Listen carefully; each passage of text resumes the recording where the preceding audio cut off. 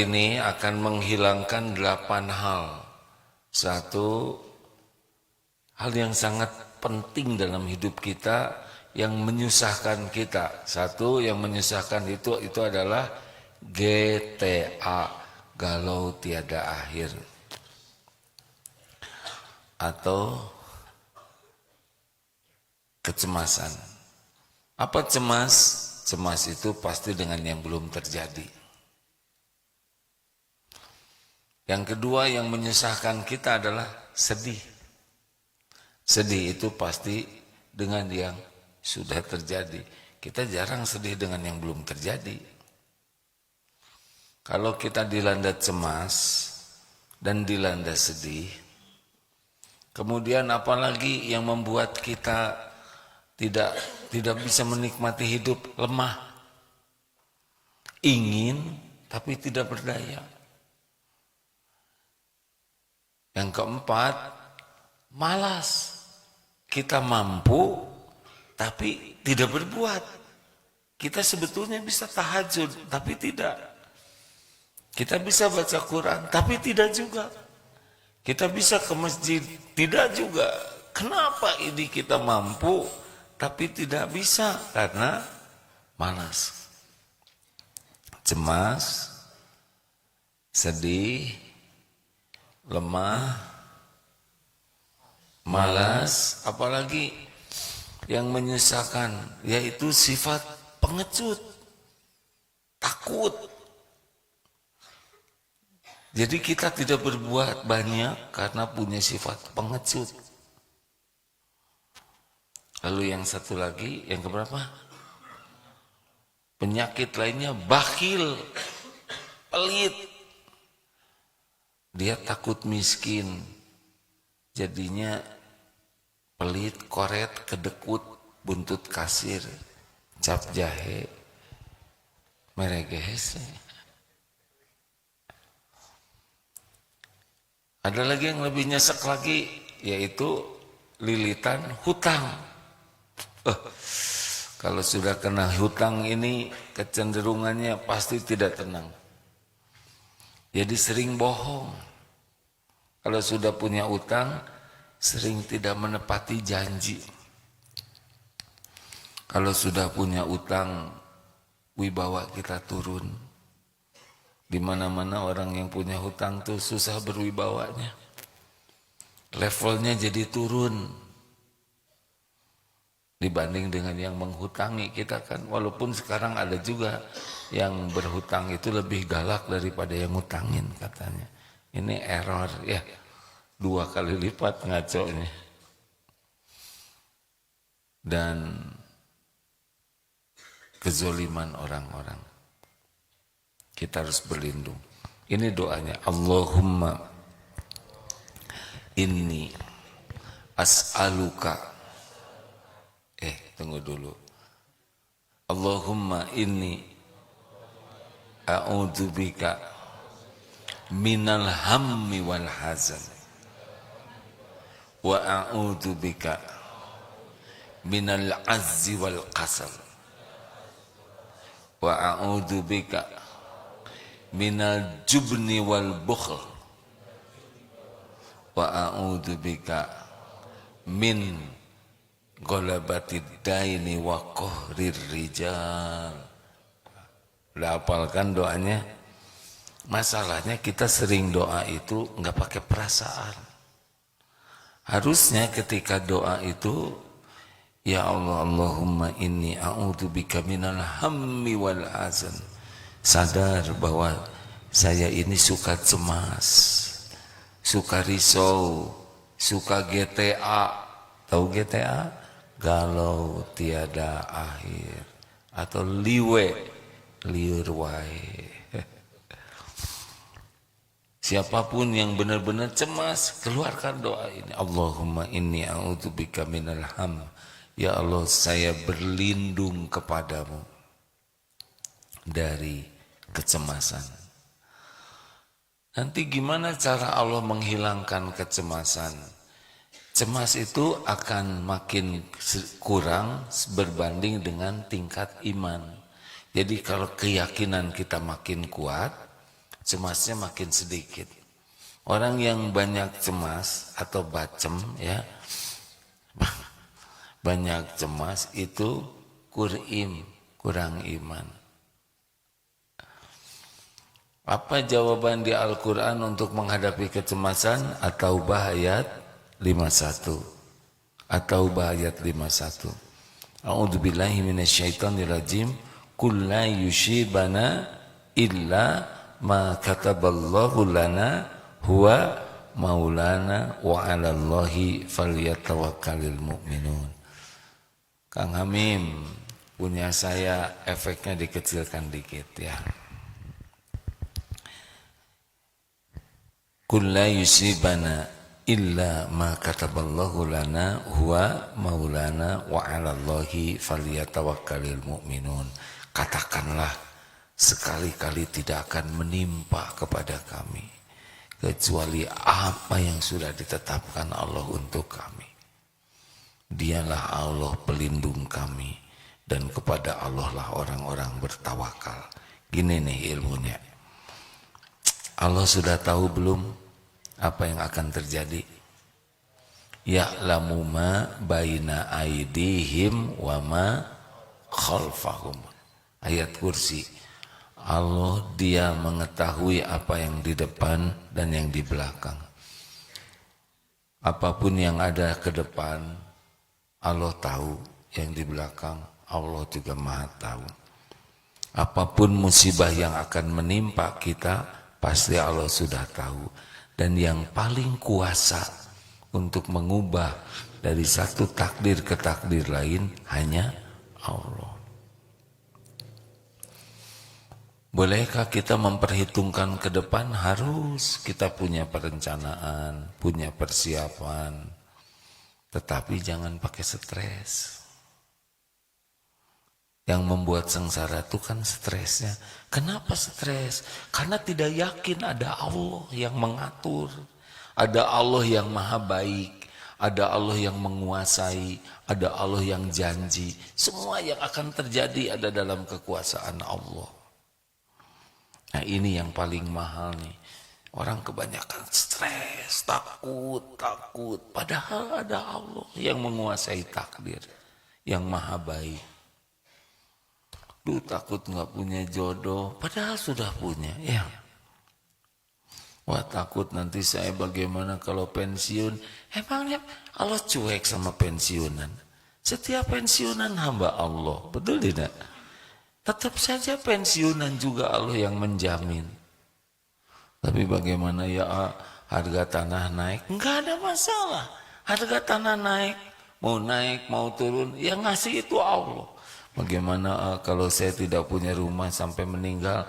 Ya tidak berarti tidak punya rumah ya. Enggak akan dibawa, tidak wajib punya rumah itu. Bukan tanda kesuksesan. Banyak sahabat Nabi yang tidak punya rumah. Tidak berkurang kemuliaannya. Tenang aja. Tapi katanya dolar sekarang naik. Punya enggak dolarnya? Ini enggak usah dipikirin. Gimana ya nanti kalau sudah selesai kuliah.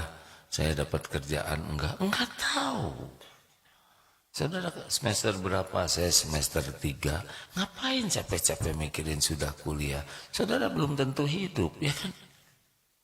Belum tentu lulus. Sempurnakan aja sekarang. Setiap hari jadi mahasiswa yang disukai Allah. Gitu aja lah. Ibu, ini dari Cianjur, jangan takut tua ya. Kenapa? Karena udah tua ya. Nanti ibu takut ke diri sendiri. Jalanin aja. Gimana ya? Nanti kalau saya meninggal dikubur ya. Gimana nih nanti kalau Agi meninggal Darut Tauhid? Ini Darut Tauhid milik Allah, bukan punya saya.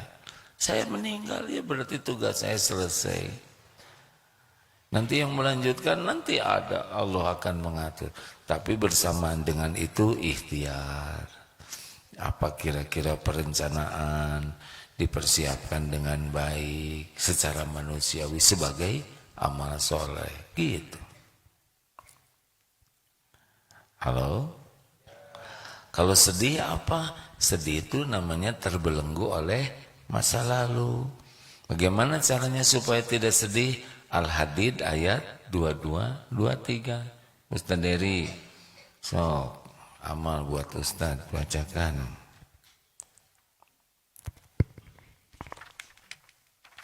Al-Hadid ayat 22, 23. Ada? Ya, kalau enggak saya bantu bacain.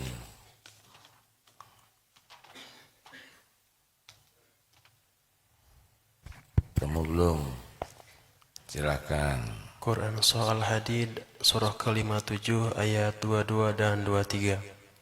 Surat ke-57 ayat 22, 23, silakan. A'udzu billahi minasy syaithanir rajim.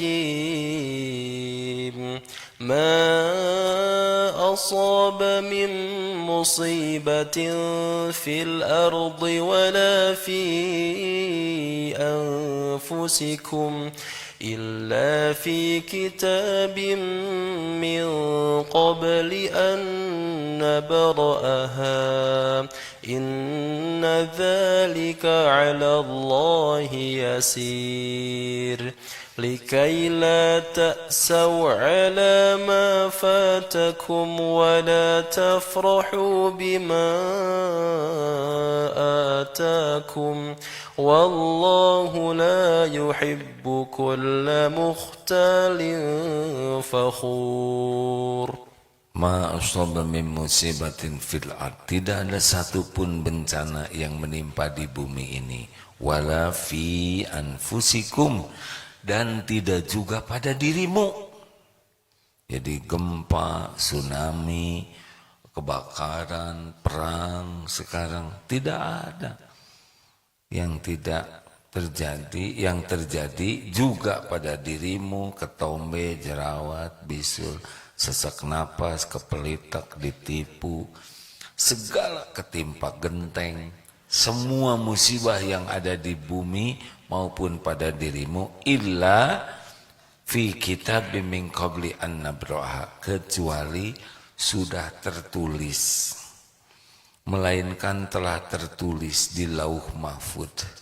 Jadi sudah tertulis yang akan terjadi, yang sudah terjadi itu ya.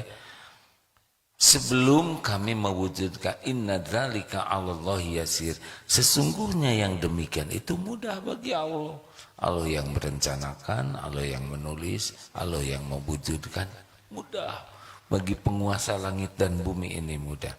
Likaila ta'sau ada ma fatakum, kami jelaskan yang demikian itu, likaila ta'sau ada ma fatakum, supaya kamu jangan sedih, jangan berduka dengan yang enggak cocok dengan harapan. Jadi udah emang begitu takdirnya terhadap apa yang luput darimu. Yang luput itu yang enggak cocok dengan harapan, ya. Wala tafrahu bima atakum, dan jangan terlalu gembira dengan apa yang Allah berikan. Syukur harus, tapi menjadi ujub, wah saya bisa, wah saya sudah sukses, saya, bukan, Allah yang ngasih. Wah saya hafal 30 juz, itu sudah tertulis. Kita bersyukur saja dipilih oleh Allah bisa hafal 30 juz. Wah saya ngebangun masjid, enggak. Allah yang membangun, kita bersyukur dipilih oleh Allah jadi jalan terwujudnya masjid. Wah saya dulu yang mendakwahi, oh bukan. Allah yang memberi hidayah, kita bersyukur dimampukan bisa berdakwah. Jelas? Jadi jangan saya. Allah. Wallahu la yuhibbu kulla mukhtalin fakhur, dan Allah tidak menyukai setiap orang yang sombong dan membangga-banggakan diri. Gitu. Ini dua hal yang biasanya nanti kalau kita dihilangkan kecemasannya oleh Allah, Mudah bagi Allah ngambil kecemasan, tapi syariatnya biasanya ditambah ilmunya sehingga imannya yakin ke Allah. Oh ya, ada Allah. Oh ya, yang lalu udah memang begitu takdir saya. Kalau yang takdirnya enggak enak, maka harus tobat. Kalau ke depan kita harus siap, lalu doa dan tawakal. Kalau yang lalu ridho dan tobat. Gitu. Gimana kalau ada kejadian saya ketipu, saya sakit? Ma asoba min musibatin illa bi'idnillah. Wa ma asobaka min hasanatin faminallah. Wa ma asobaka min sayyiatin famin nafsik. Kebaikan apapun yang ada padamu dari Allah, keburukan yang menimpa dari dirimu sendiri. Jadi kalau ada kejadian-kejadian jelek yang lalu, kita terima ya. Sakit, ketipu, difitnah, ya Allah saya terima takdir ini. Adabnya adalah tobat. Ini pasti karena dosa saya. Ini adab-adabnya begitu. Ya Allah ampuni, saya kikir sehingga saya tipu. Nah bolehlah begitu ya, karena memang setiap kepahitan itu terima dan bawa ke tobat. Lalu terus gimana selanjutnya? Allahumma inni a'udzubika minal hammi wal hazan wa a'udzubika minal ajzi wal kasal. Jadi kita harus minta ke Allah supaya dilindungi dari lemah semangat, lemah fisik, lemah akal, pokoknya dari kelemahan, dan berlindung kepada Allah dari kemalasan. Banyak yang suka malas kita nih, malas saja, mau ibadah malas, mau tahajud malas, jaga wudhu malas, mau ngaji malas. Kenapa sih malas? Karena malas ya. Malas, ditipu setan. Pasti malas yang paling pertama dan utama adalah malas belajar agama. Karena kalau orang tahu belajar agama, mesti akan lebih yakin ke Allah dengan izin Allah. Ibu udah tahu belum tipu daya setan yang pertama dan utama apa? Membuat orang malas belajar agama. Makanya kalau di HP ada Bismillahirrahmanirrahim, di skip aja gitu. Apapun yang membuat kita dekat dengan Allah pasti dihalang-halangi oleh setan, terutama paham agama. Tapi dia datang ke pengajian, nanti ke pengajiannya itu sibuk main HP, posting dan sebagainya, enggak belajar, dihalang-halangi. Nanti apalagi dihalang-halanginya, dihalang-halangi mengamalkan. Jadi udah tahu tuh merasa udah puas saja. Nanti dihalang-halangi lagi, apa dihalang-halanginya? Kalau beramal jadi enggak ikhlas. Jadi pengen pamer amal, pengen pamer ilmu, bukan untuk mendekat ke Allah. Nanti dihalang-halanginya apa? Hanya senang kepada amalan zohir, seperti sholat ya. Dia sholat, tapi nggak pernah belajar arti sholat. Jadi tidak ngerti aja sholat itu. Walaupun sudah bertahun-tahun, berpuluh tahun sholat, tapi tetap aja tidak mengerti artinya. Kenapa tidak mengerti? Karena tidak belajar. Ayo, Cianjur. Sholatnya tadi khusyuk tidak? Khusyuk? Nah, itu tekniknya ya untuk. Tapi saya yang salah. Saya bertanya yang membuat orang jadi susah menjawab. Maafkan ya Bu ya. Semoga khusyuk. Itu lebih aman, betul tidak? Daripada khusyuk tidak. Nyebut tidak khusyuk malu ya enggak? Tidak ya. Nyebut khusyuk udah enggak, jadi bohong. Jadi yang salah siapa? Yang nanya. Maafkan ya, sing khusyuk, walaupun kelihatannya harus berusaha. Lanjut. Di MKFM sudah ada guru kita Pak Miftah Farid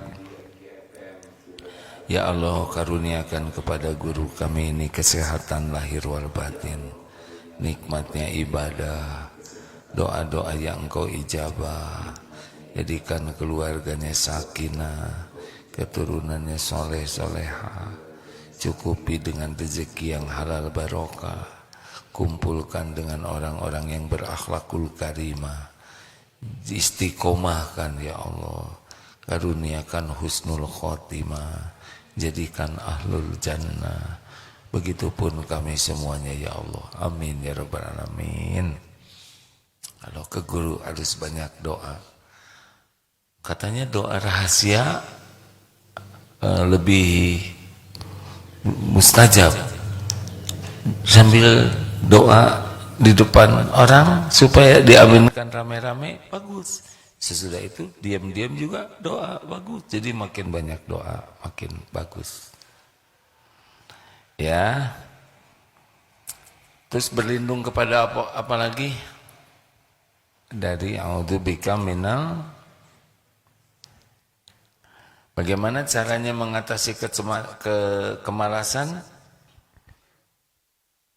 Selain berdoa, dilawan aja. Jadi Allahumma paksakan diriku, paksakan. Malas mandi, mandilah. Malas ngaji,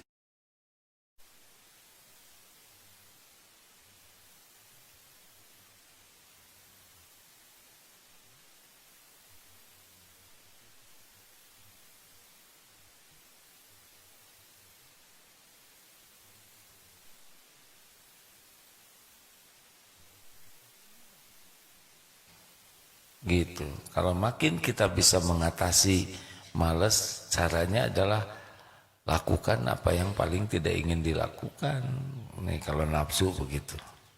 Ya sudah segitu aja dulu. Oh, minal jubni wal bukhl, berlindung dari pengecut. Ya, orang parkir sembarangan, orang buang sampah sembarangan, kita lihat. Tapi kita nggak berani itu ngingetin. Misalkan di kursi depan ada orang kakinya naik, kenapa kita diam aja? Orang berbuat kurang baik aja berani, kenapa kita ngajak baik tidak berani? Ada yang ngerokok misalkan, tinggal bicara baik-baik, Pak maaf, ini lingkungan bebas rokok. Maaf ya Pak, sing sopan. Ada yang kakinya naik tuh kemarin di kursi itu, mungkin belum paham ilmunya. Maaf Pak, boleh kakinya di bawah. Dah, ada yang parkir sembarangan. Bisa saya bantu Pak dipindahkan ke tempat parkir yang khusus? Tuh sopan. Tapi untuk berani bicara seperti itu, hanya orang-orang yang pemberani. Selebihnya enggak berani. Padahal tidak bisa kita hanya berbuat baik saja, kita juga harus mencegah kemungkaran. Orang yang ngajak baik banyak Pak, tapi mencegah perbuatan buruk dikit. Perlu keberanian.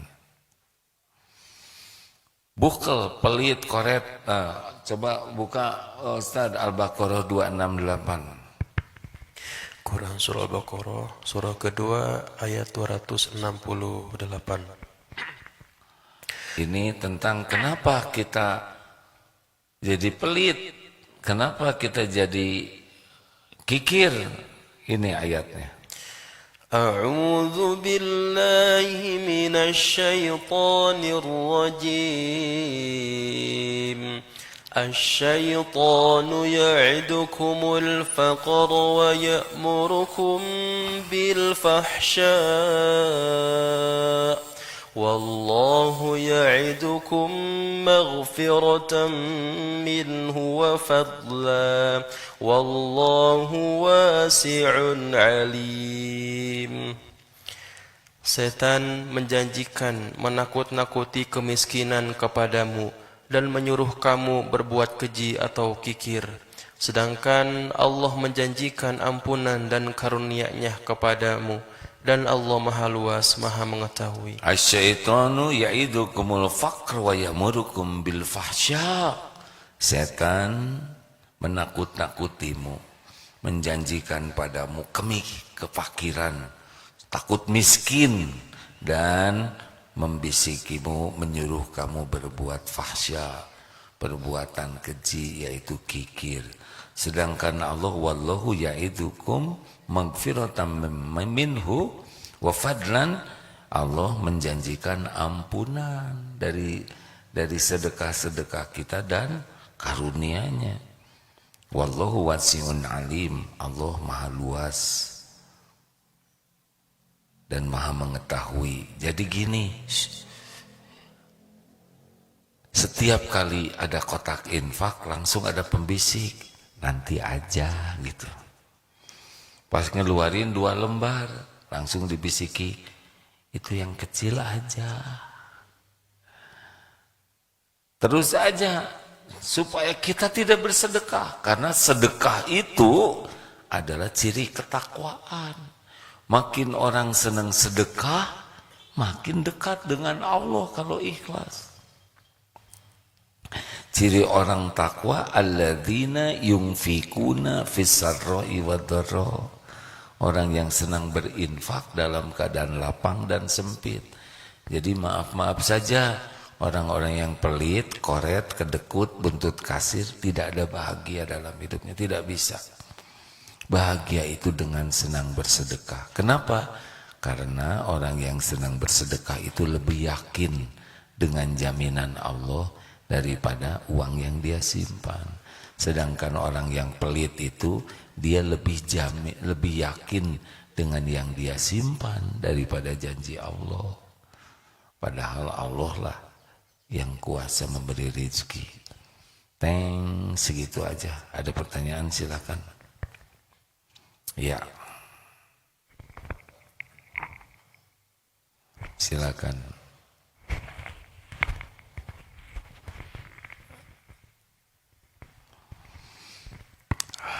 Assalamualaikum warahmatullahi wabarakatuh.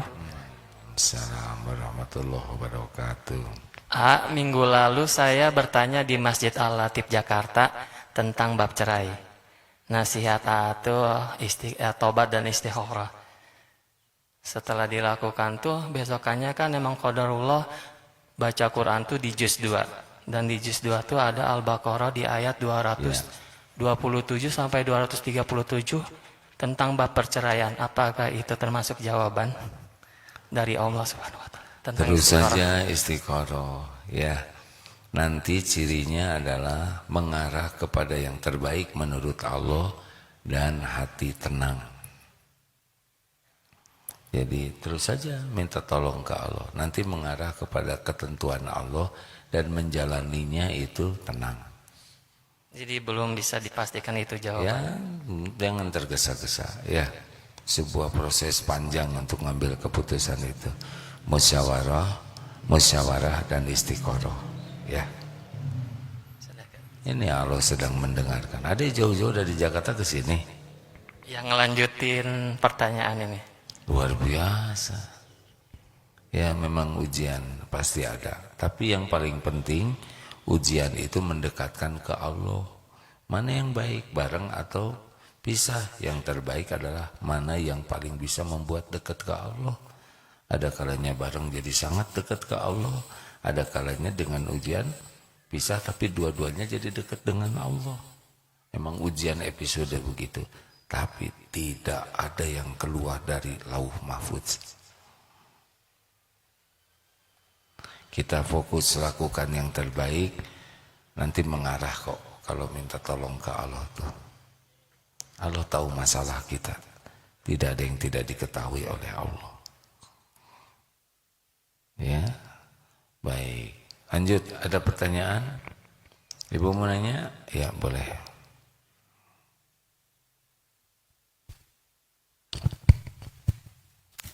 Assalamualaikum warahmatullahi wabarakatuh. Waalaikumsalam warahmatullahi wabarakatuh. Ini pertanyaan titipan dari teman saya. Gini, teman saya itu kan punya keluarga, dia ada ribut sama anaknya. Nah mungkin karena ada satu kata-kata yang menyakiti orang tuanya, hingga orang tuanya itu memberikan kata-kata yang sedikit keras kepada anaknya. Semuanya serba sedikit ya tadi anak-anak itu sedikit. Ya kalau dibilang lalu gitu, gitu hingga menimbulkan ribut yang nggak saling sapa gitu. Jadi menjauh anaknya dan orang tuanya. Nah mungkin di situ orang tuanya menyadari mungkin ada kesalahan kata-kata orang tuanya kepada anaknya. Dia bertanya, Bu gimana ya caranya supaya anaknya tuh baik lagi sama dia? Apakah saya mesti minta maaf? Bukankah nggak pantas orang tua meminta maaf pada anaknya? Katanya gitu. Oh iya? Ya katanya gitu. Nah saya nggak bisa jawab apa-apa karena saya nggak bisa, takutnya salah memberikan ini gitu. Jadi Baik. ya Baik, yang paling bagus adalah minta maaf.